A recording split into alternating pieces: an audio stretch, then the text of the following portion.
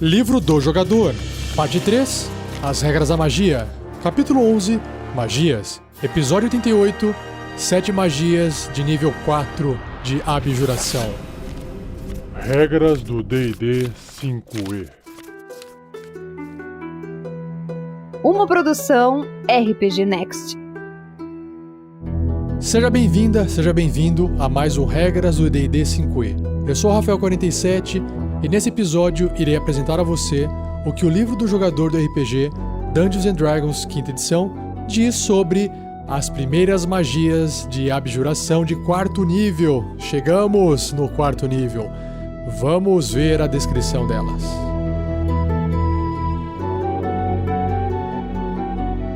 Seja você também um guerreiro ou uma guerreira do bem. Para saber mais, acesse padrim.com.br/rpgnext ou picpay.me/rpgnext.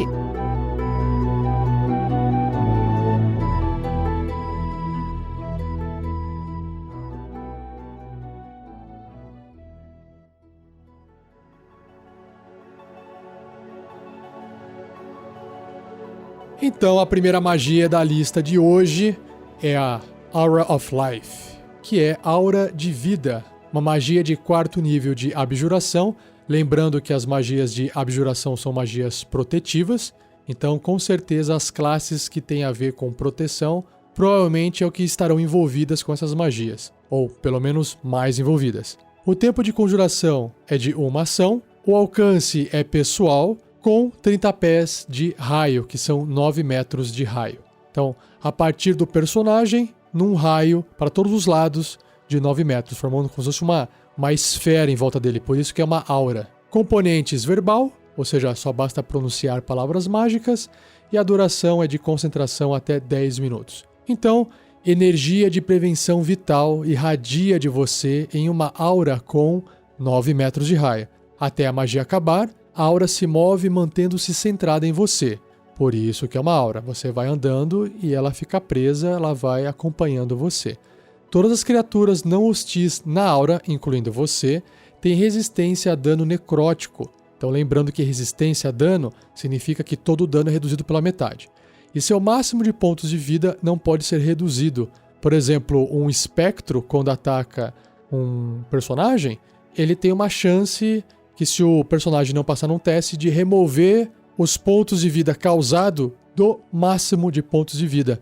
Então, vamos supor que o personagem tem 30/30, né? 30 pontos de vida máximos e ele tá cheio. Aí, quando ele leva um ataque normal, ele perde 10, então ele fica 20 de 30, que é o total que ele pode ter. Então, se ele receber uma cura de 10, ele volta a ter 30. Quando o personagem perde os máximos de pontos de vida, significa que ele tinha 30, de 30 ele perdeu 10 e ele foi para 20, ok? Se ele for tomar uma poção ou receber uma cura mágica, a vida dele não sobe mais, porque o máximo foi reduzido, entenderam? E isso é terrível. Então, com essa aura de vida, o personagem está protegido desse tipo de dano, tá bom? Além disso, uma criatura viva não hostil recupera 1 ponto de vida quando começa seu turno na aura com 0 ponto de vida. Então, imagina que o paladino, que eu já dei o spoiler aqui da classe que é capaz de conjurar essa magia, ele fez essa magia e aí ele vai andando pelo campo de batalha. E aí ele passa, né, se aproxima, faz com que essa aura entre numa região onde tem um amigo não hostil, uma criatura não hostil, e aí ela recupera 1 ponto de vida quando chega o turno dela. Legal, né? Muito forte, muito bom. Você consegue levantar quase que dos mortos ali colegas de batalha com essa aura. Nossa, gostei demais. Então tá aí. Se você gostou, tem que ser um paladino. Continuando ainda nas magias de aura, nós temos a Aura of Purity, que é a aura de pureza. Uma magia de 4º nível de abjuração, com o tempo de conjuração de uma ação. O alcance é pessoal, e aí tem aqueles 30 pés de raio, 9 metros de raio, o mesmo tamanho da aura anterior. Componentes verbal e a duração, concentração até 10 minutos. Então, tudo igual até agora. Só que o efeito é diferente, ó.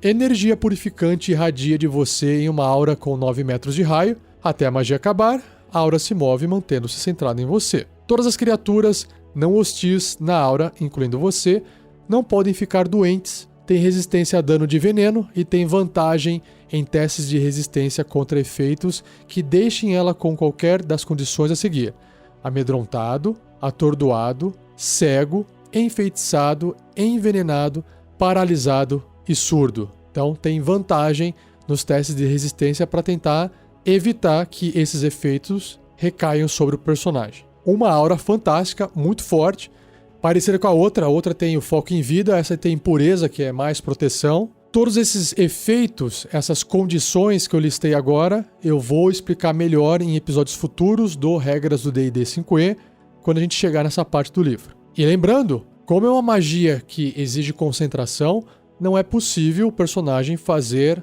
2 auras, por exemplo, ao mesmo tempo. Não funciona. Quando você faz uma magia de concentração e de repente faz outra, a última magia de concentração ela dissipa, ela acaba, cessa, tá bom? E claro, pela mesma descrição que eu fiz aqui da magia, a classe paladina é a única capaz de conjurá-la. A próxima magia se chama Banishment, que é banimento. 4º nível conjuração, com tempo de conjuração de uma ação, o alcance 60 pés, 18 metros. Componentes verbal, somático, material, e o material é um item desagradável ao alvo, ou seja, um item que o alvo não gosta. Fico imaginando aqui, só por esse nomezinho aqui, que legal, que poderia ser usado, né? Duração, concentração até 1 minuto. Você tenta enviar uma criatura que você pode ver dentro do alcance para outro plano de existência. O alvo deve ser bem sucedido num teste de resistência de carisma ou será banido. Se o alvo for nativo do plano de existência que você está, você bane o alvo para um semiplano inofensivo. Enquanto estiver lá, a criatura estará incapacitada. Ela permanece lá até a magia acabar. A partir desse ponto, o alvo reaparece no espaço em que ela deixou ou no espaço desocupado mais próximo, se o espaço dela estiver ocupado. É mais ou menos um teletransporte que dá uma pausa. A criatura desaparece, fica o tempo da magia sem ninguém enxergar ela, porque ela está em outro plano, e de repente ela, aparece de volta. Se o alvo for nativo de um plano de existência diferente do que você está, então, por exemplo, você tem ali um elemental do fogo e tem o plano do fogo. Então, é uma criatura desse plano de existência. O alvo é banido em um lampejo sutil, retornando para o seu plano natal.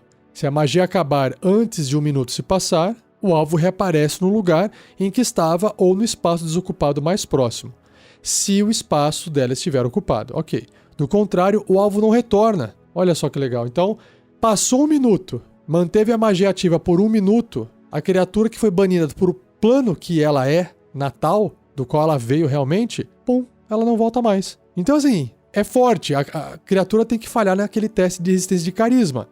E alguém tem que proteger, ou pelo menos o personagem tem que se proteger, de levar dano e perder a concentração do banimento. Mas se isso der tudo certo, cara, que magia forte. Você poder banir uma criatura de outro plano pro plano dela e você eliminou aquela criatura do combate, se for o caso. Bem legal, né?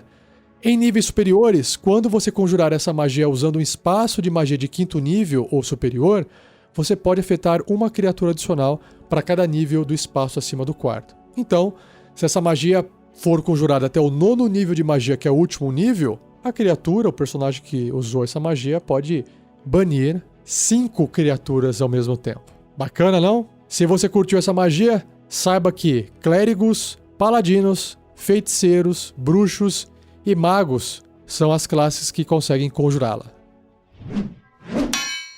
Mais uma aqui, Death Ward, que é proteção contra a morte. Uma magia de 4º nível de abjuração, tempo de conjuração de 1 ação, o alcance é o toque, componentes verbal e somático e a duração 8 horas. Uau, vamos ver. Você toca uma criatura e concede a ela uma certa proteção contra a morte. Uma certa proteção contra a morte, porque não é totalmente, né?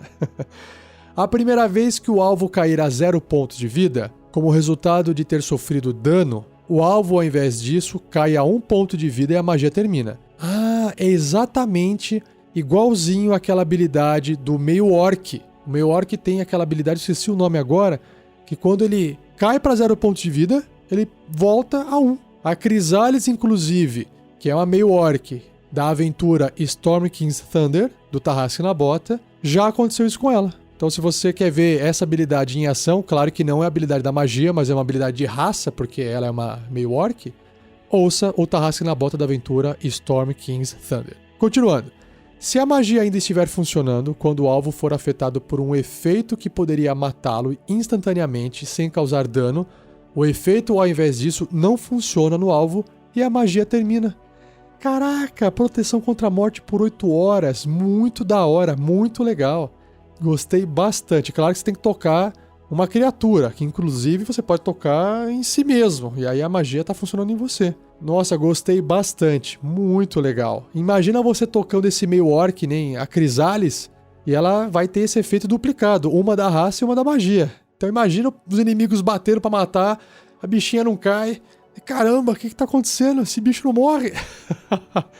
Muito legal. Imagina também um inimigo muito forte com essa magia ativa nele, né?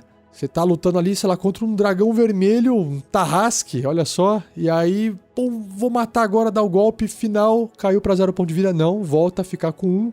E aí o bicho ainda tem toda a energia pra fazer o que ele quiser. É assim que funciona no D&D. Tá com 1 ponto de vida, tá full, tá 100% energizado ainda pra lutar, né?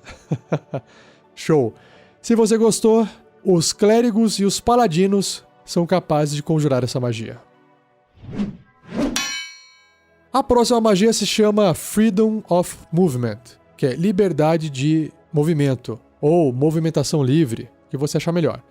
É uma magia de 4º nível de abjuração, com tempo de conjuração de uma ação, o alcance é o toque e componentes verbal, somático e material, e o material é uma fita de couro enrolada no braço ou apêndice similar. Olha lá, porque às vezes a criatura que está fazendo a magia não tem braço, mas tem um tentáculo, vai saber. Duração 1 hora. Você toca uma criatura voluntária. Pela duração, os movimentos do alvo não são afetados pelo terreno difícil. Lembrando que terreno difícil é aquele que você tem que gastar o dobro de movimento para entrar nele. Por exemplo, tem um monte de pedregulho no chão, sei lá, a água está até a cintura e aí demora um pouco mais para andar para frente. Então isso é terreno difícil. E magias e outros efeitos mágicos também não podem reduzir o deslocamento do alvo ou fazer com que o alvo fique paralisado ou impedido. Então, liberdade de movimento não vai deixar o personagem ser afetado por terreno difícil e efeitos mágicos que impedem que ele se mova. Então, se alguém estiver segurando ele fisicamente, aí não vai fazer diferença essa magia, tá bom? Que mais? O alvo também pode gastar 5 pés de movimento, que é 1,5 metro, um quadradinho, ele gasta, né? Então, se ele anda 30 pés, ele gasta 5 e tem 25 ainda. Então ele gasta esses 5 pés de movimento, 1,5 metro de deslocamento, para escapar automaticamente de impedimentos não mágicos, como algemas ou o agarrão, né? Como eu expliquei agora há pouco, de uma criatura. Que bom, então funciona, na verdade.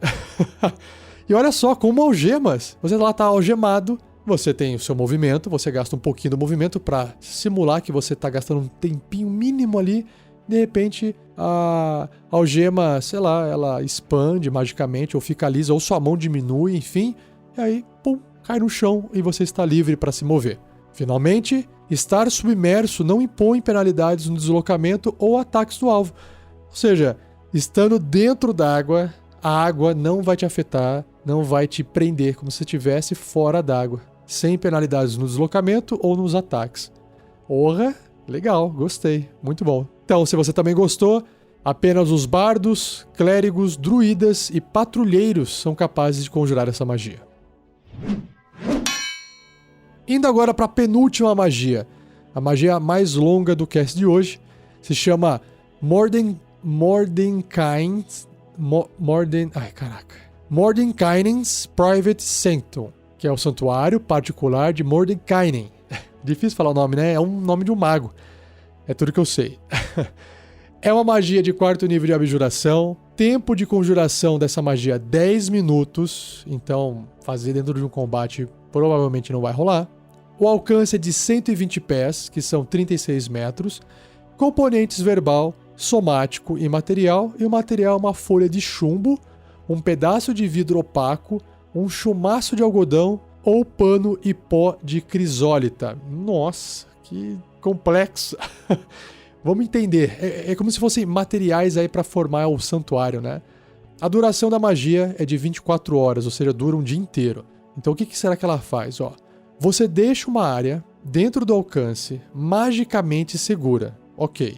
A área é um cubo que pode ser tão pequeno quanto 5 pés, que é 1,5 m, né? 1,5 m por 1,5 m por 1,5 m, um cubo de lado de 1,5 m, ou tão grande quanto 30 metros de cada lado, que são 100 pés. Então aí é grandão, né? Um cubo desse tamanho é bem grande. A magia permanece pela duração ou até você usar uma ação para dissipá-la. Então tá. Então imagina que você pode proteger uma sala inteira, você pode proteger uma pessoa dentro desse 1,5 m aí cúbico, certo? Ou se tiverem 4 pessoas espremidinhas ali, até dá, se não tiver num combate. Quando você conjura essa magia, você decide que tipo de segurança ela fornecerá, escolhendo qualquer um ou todas as propriedades a seguir. Então nós temos 1, 2, 3, 4, 5, 6. São 6 propriedades que eu vou listar para vocês agora, tá bom? Número 1. Sons não podem atravessar a barreira na fronteira da área protegida. Então, o som que está sendo produzido dentro não vai sair e o som que está sendo produzido fora não vai entrar. Isso é bom se você, de repente, quer manter uma sala com barulho lá dentro sem ninguém ouvir nada do lado de fora. De repente, vocês estão discutindo um plano, sei lá, conspiratório contra o rei do lado do quarto do rei.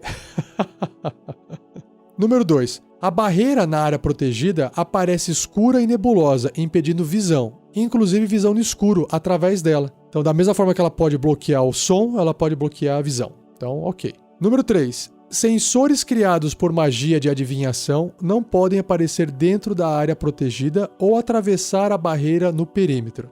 Então, você também protege contra outras magias de adivinhação aquele local. Número 4. As criaturas na área não podem ser alvo de magias de adivinhação. Então, mais uma proteção contra adivinhação, só que dessa vez não é o local, mas sim as criaturas lá dentro. Número 5. Nada pode se teletransportar para dentro ou para fora da área protegida. Legal.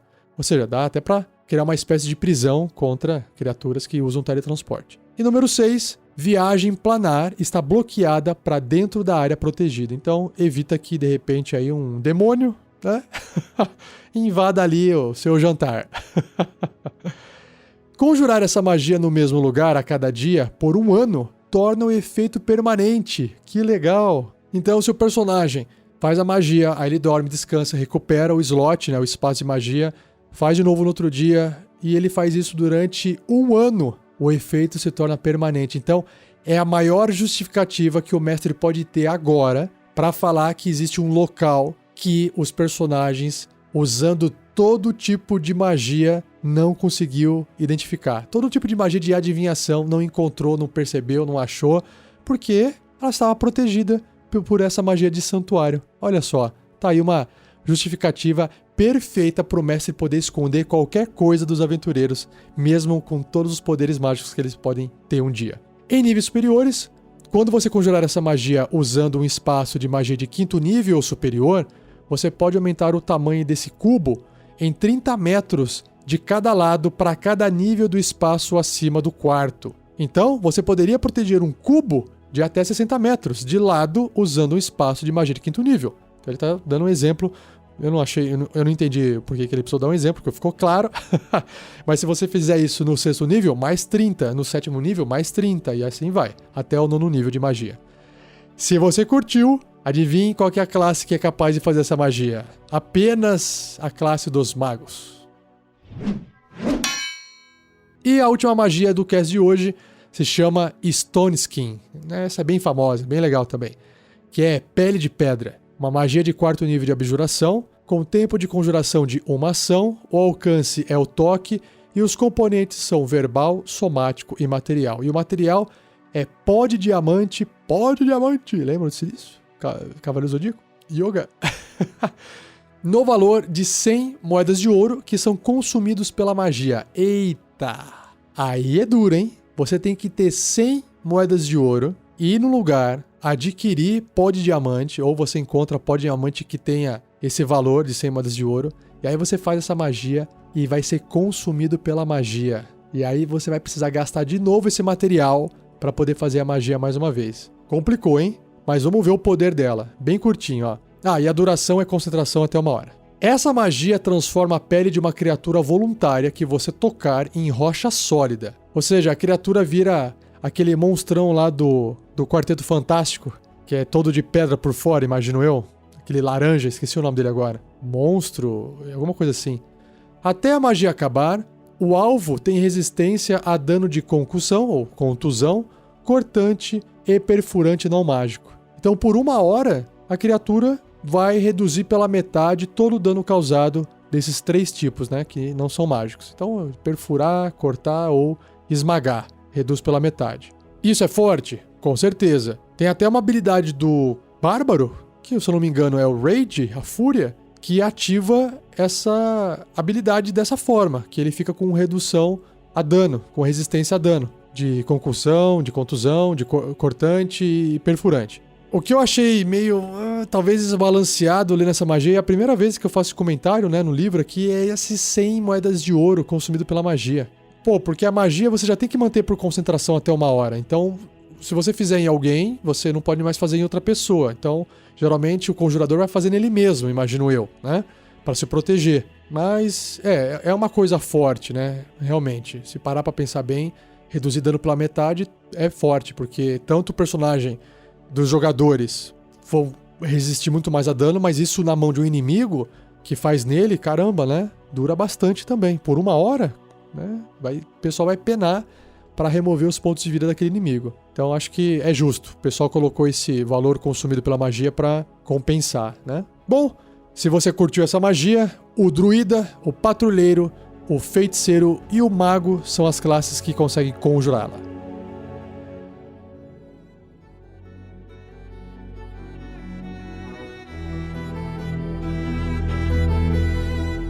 E assim eu encerro mais um Regras do D&D 5e, espero que você tenha gostado.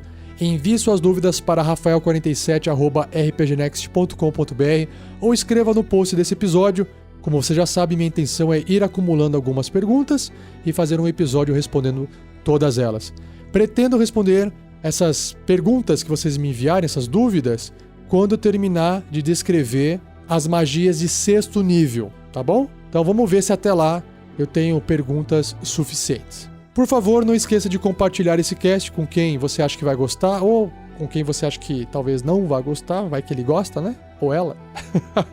Continue a discussão dele, se você também quiser, no post do episódio. E lembre-se, se você ainda não conhece nossos outros podcasts, nós temos podcasts de aventura de RPG, conhecidos como Tarrasque na Bota, Bate-Papo, que são episódios da Forja, e até podcasts de outros sistemas, como por exemplo Regras do GURPS, 4ª edição, 4e, tá bom? Acesse o nosso site rpgnext.com.br e conheça todos os nossos conteúdos por lá. E, para fechar, não perca o próximo episódio, onde eu irei abordar 8 magias de 4º nível da Escola de Conjuração.